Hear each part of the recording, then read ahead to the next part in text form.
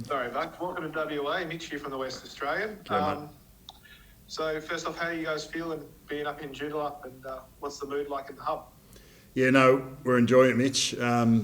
Getting over on Sunday after a good win, Saturday, was a... I might start that again. So getting over Saturday was good. The travel's a lot easier after having a good performance the night before. The facility here has been well set up by the AFL, and obviously the restrictions and expectations of the WA government have been clear. We've been able to attend to those through the AFL's or the people taking charge of that for us here through the AFL. And players have settled. It's been a good couple of days, and looking forward to Thursday night. Bucks, will Jordan De Goey play? He trained today and he's fitting up, and he's available for selection. We'll complete that this afternoon. Do you expect him to be back in the side, or what's the sort of sense on how he's tracking after the past couple of weeks? Well, physically he's in great shape, mentally and emotionally. Yeah, he seems good to be back in and amongst the group. I think has been good for both he and Steele and Ben Reid, who was over here earlier. So and a handful of our staff, of course, as well. So not everyone went up to Sydney. We've tried to stay as whole as we possibly can, and to get the majority of the footy department back in and around each other has been a really good feel. Clearly, there's some people are away from young families in particular, but in the short term, it's been a positive thing for all, Geordie included. Do we take for granted, Bucks, that Jordan would come straight back in? Do you need to check in and see how he's going mentally? No, you don't take it for granted, but he's in a good headspace, as I just detailed. Nathan, was there ever any thought of Steele giving up the vice captaincy or going the other way, and you talked to him about giving it up? No, that was all external commentary. It wasn't a consideration internally at any point. Once we were aware of the details of his indiscretions, the AFL were really strong with that penalty of the COVID breaches. Obviously, there was some other.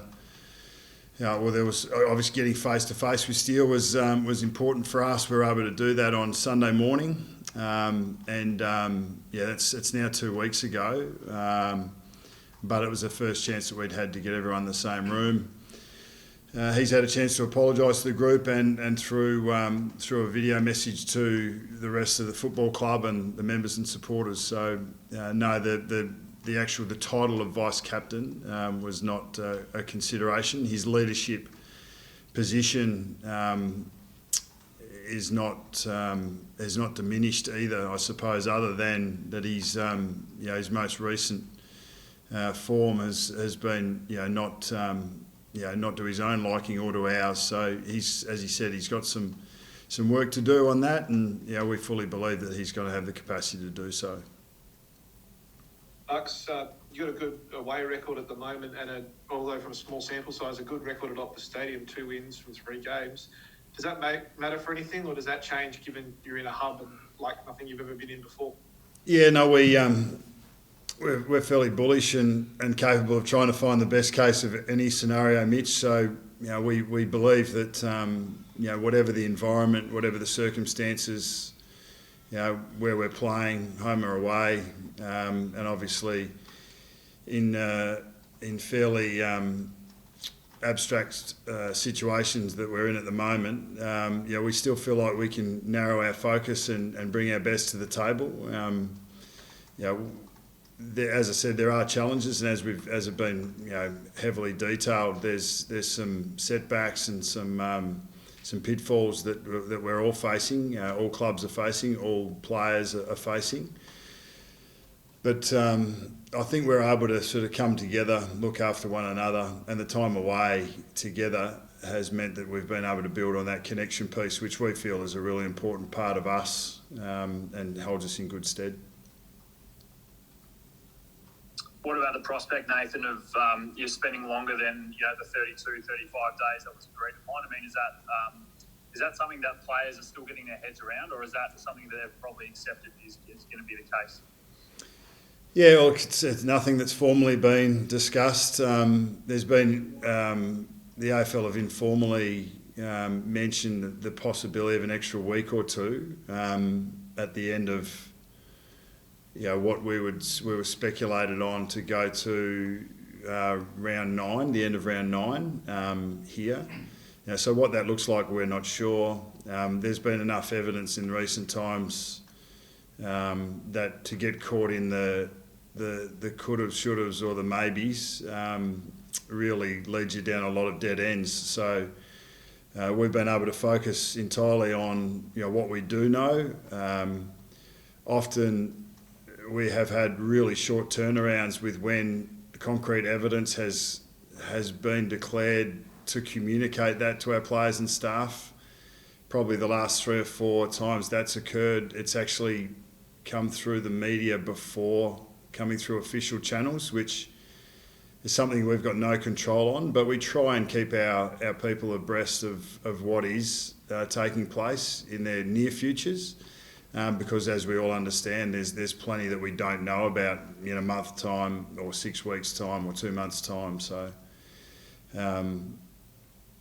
for instance, I've got no idea where the grand final is going to be played, but there's plenty of discussion about that at the moment. So, all we can do is prepare for Thursday night and look after our next couple of steps, and the rest will come to light in due course. Where would you like the grand final to be played, Nathan? Yeah, no, that would be a silly question, Sam, given that it's a long way away. Is there going to be one? There you go. We hope so. Yeah, so do I, but I'm not taking anything for granted. Just on some selection questions, Nathan. Winning form's good form.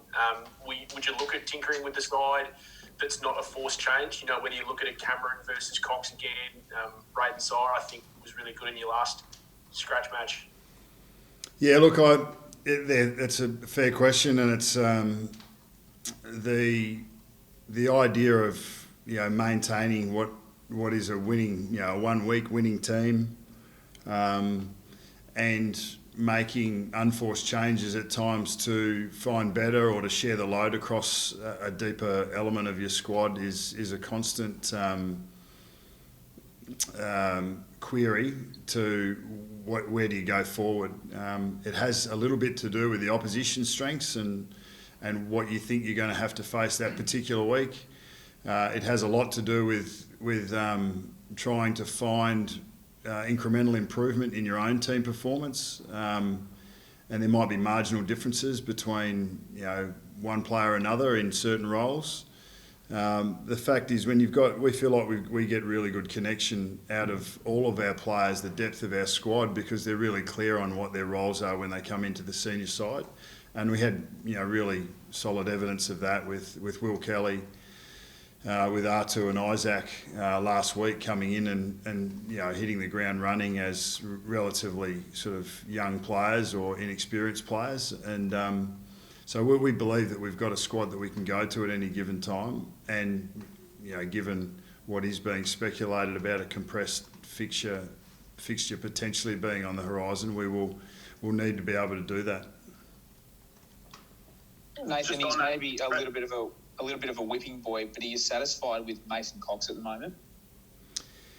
Look, Mason's performances have been under par, and he's aware of that. So satisfied is not, is probably not what I would describe of his performances, either from our perspective or from his. And he is a whipping boy. There's a massive expectation of what he's going to bring to the table. There's a lot of conversation around weather conditions and game conditions, and whether it's conducive to his strengths shining, and we have played a lot of night games, and he has played in inclement games in the last couple of weeks. He does straighten us up. The role that he plays does straighten us up. It does give us an aerial target towards our goal, and I think his competitiveness has been okay. But clearly he and we would like to see more from him, and he has greater capacity than what we've seen displayed in the last couple of weeks, and there's enough commentary about it at the moment as well. Is it getting to the stage where he might need to go back and play one of those scratch matches and find a bit of form, and maybe Darcy Cameron comes in? Braden, you should come onto our match committee, mate, with questions like that. I don't know. We will consider all elements of our team, and there's more than one spot up for discussion. Nathan, after Thursday night's game, you've got a big layoff. What's going to be the go-to activity? You've got some board games. You've got a table tennis table. How are you guys going to keep entertained? Good question. You see, that is something we can control, and that's something we can influence, and I'm not sure we're all together over the top of exactly how we're going to fill that time and space. One thing we did learn about with lockdown and isolation, we were far more regimented at the early stages of that lockdown period after round one, all those months ago, than we were sort of 2 or 3 weeks later. One thing we have focused on in this environment is to try and keep our routines as normal as possible, as if we were, working out of the Holden Centre with our football hours, and then giving the players and staff the same amount of downtime that they would normally have in a normal working week. We will fill that time with some group activities, but the experience we've had is you can probably go over the top with that, for all the right intentions and to achieve the right ends. But we've got great faith in our individuals to be able to utilise their time and space to their optimum. The Joondalup facility offers, from Monday to Friday, we can get out and walk around there's a 9-hole golf course here that we played footy golf on yesterday. The players and staff can get out and get some sun or some rain on their back, depending on the weather. There's a games room that the boys have got, a couple of table tennis tables. If anyone's been keeping an eye on our social, you would have seen whatever you call what Brodie and Lynchy and Steve-O were working on, where they had the balls rolling down ramps and weights and soccer balls and basketballs. I mean, that was a solid 6-hour program apparently. So the boys, they find the way to keep themselves busy. I'm sure we'll fill that time adequately. Hey, Nathan, you mentioned the truncated games, which are all going to come up sort of in the next 6 to 8 weeks. Is it feasible for a player to play 4 games in 20 days, or if there's a month of 5-day breaks back to back? Is a player going to have a rest in one of those, or can they play 4 or 5 games with a 5-day break? Well, I think the decision that the AFL executive took to shorten the season and the rounds, to remove, to get back to 17 games, and to have the shorter games, I think has given us a lot of wriggle room to how that fixture is likely to look. We believe that there should be a further shift to bring in a couple of extra interchange players, the 23rd and the 24th. Which gives us a little bit more wriggle room to manage our players. We rested Jamie Elliott for the last quarter last week, and I've been on the record saying that I'm not altogether comfortable with decisions like that, given that I like playing games right out to the end, and I definitely coach to that end. But if you had a 23rd and 24th, you can manage the time of your players a little more, and if you want to see the best players out on the park more often and not rested potentially through a 4-game stretch in a 20-21 day period, well, we're going to need to have that wriggle room to have that capacity to manage loads and time within a game. Whether that comes to fruition or not is up to the AFL, but it's definitely something that I think that would help see the best players out in the park more often throughout that period should it occur. We've heard Damien Hardwick sort of go along those lines as well. Just a couple of questions on that. Is it the consensus from the majority of coaches, do you feel, that they want an extra interchange? And do you think it's actually going to happen, or is this just sort of you guys lobbying and might not get your way? No, I think in the end, I think you'll find that senior coaches tend to be fairly strong in their own opinion. That's my opinion. I'd sort of about the only way we've come to any consensus is if Sticks Brayshaw sends an SMS around, and if you get any more than 12 thumbs up out of the 18, then that's seen as consensus. So we haven't actually gone through that process yet.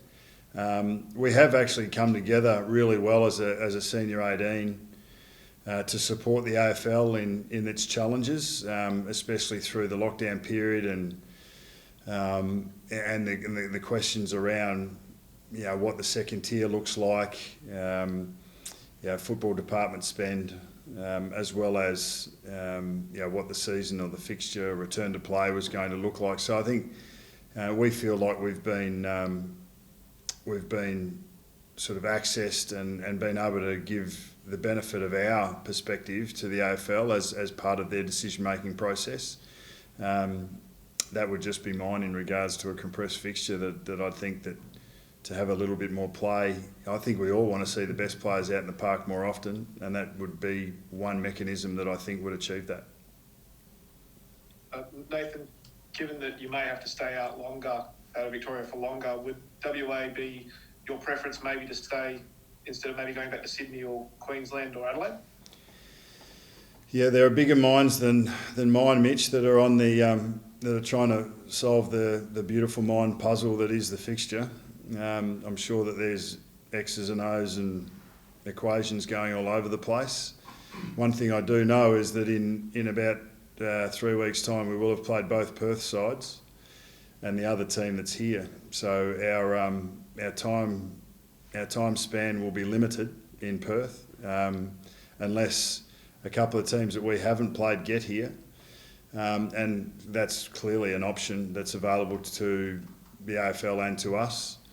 It will depend a lot of what's happening around the country in different states and who can play where and when, and what quarantine expectations are required. But as it stands, it would be less likely, given that we will have played all the teams that are here. And even if teams that were to come across we hadn't played, we might get another couple of weeks, but that may be it. But as we detailed at the beginning, there's plenty we don't know, and the rest is all speculation. And I'll leave that to you boys and girls. And the weather on Thursday night is not meant to be too great, considering you're in WA. Brody Myercheck loves Optus Stadium. I think he averages like 3 goals here. Again, small sample size. If Mason Cox does go out and he comes back in, do you feel like he could be the focal point up forward against Geelong and taking on probably Blitzars? He's in form. You do an oppo for them, Mitch? You got a few stats, mate. And what's going on with the weather? I mean, I'm in a jumper. This is supposed to be Perth, mate. We're supposed to have a bit more sunshine, but it's been absolutely freezing over here. And we expect similar conditions on Thursday. The squall that came through last night is supposed to be replicated, but I don't know if Jane Bunn's usually our go-to, and I don't know if she looks at the WA weather systems strongly enough. But Marcus Wagner's our weather guy, and he tells me it's going to be pretty wet. And the players laugh at me. They just say, "Should we bring our screw-ins?" Because apparently that's all I say when we have inclement weather. But it's likely, and Checkers is Checkers is a mudlark, but he likes it dry as well. I mean, he's obviously his game last week was excellent. The ball may spend more time on the ground. But at the same time, you probably can muck around with it a little less, or chains of possession are less likely to occur. So you want to be able to go to taller targets I think there's an argument both ways, but definitely the conditions will affect selection in some shape or form, behind the ball and in front of it. Just one quick selection one, Bucks.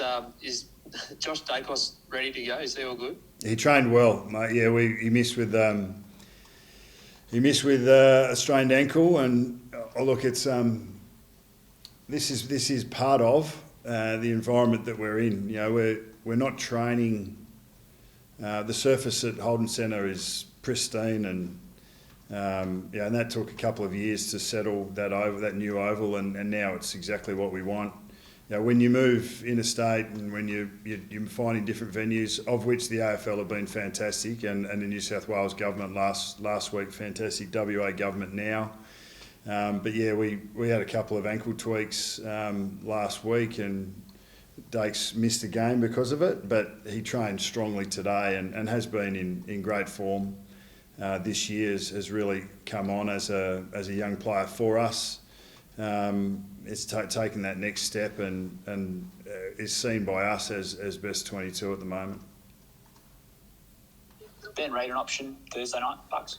Yeah, he's had one game back, and Reedy's he's fought that battle with his body consistently over the last 2 or 3 years.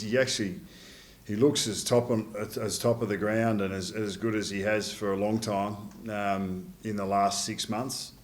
And yeah, he hasn't given up. He knows he's coming towards the end of his career, and what you'll find is players in that circumstance, and maybe Lyndon Dunn's another, Chavi Varco potentially. These guys that know it might be their last sort of 12 or 18 months, and clearly with the circumstances that we're currently facing, when the walls start caving in on you a little bit as in your professional career, and you know it's not going to go too much longer, you don't leave any stone unturned. And Reedy's been fantastic in that regard, and his hands are right up in the air to be utilised and used if the opportunity provides itself.